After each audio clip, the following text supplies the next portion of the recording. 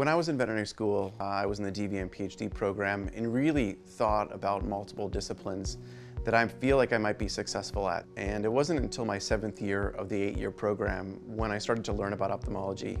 And what I realized is that the discipline fused almost all of those previous interests into one single discipline and allowed me to make a pretty big impact on patients pretty quickly with my clinical examination skills and medical therapies that it really became intriguing, and I was immediately hooked at that point.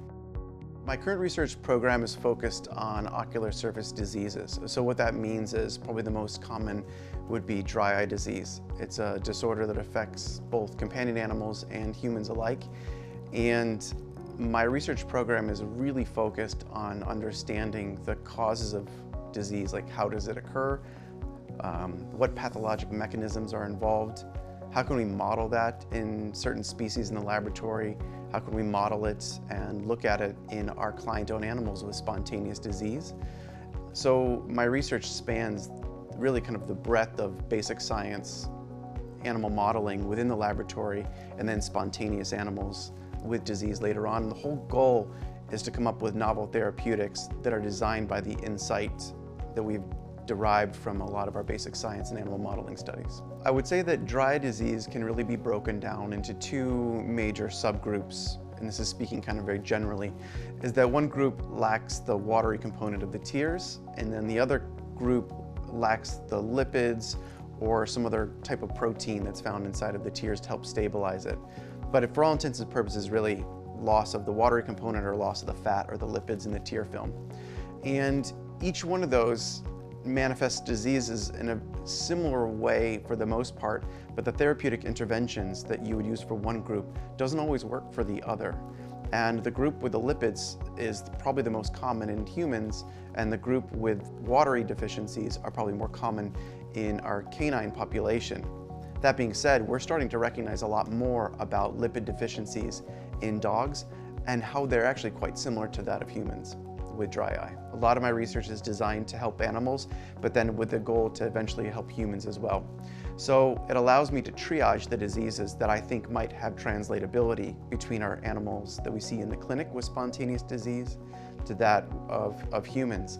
And I think probably the most impressive point about having the clinical component is it allows me to think about endpoints or things that I can measure that will have translatability to humans. So if I do an exam on an animal or do a diagnostic test and I show improvement in that diagnostic based upon my administration of a therapeutic, if that endpoint or that diagnostic test can also be performed in a human, then that helps to improve our translatability of our findings to the larger species that we're thinking about testing for in the future.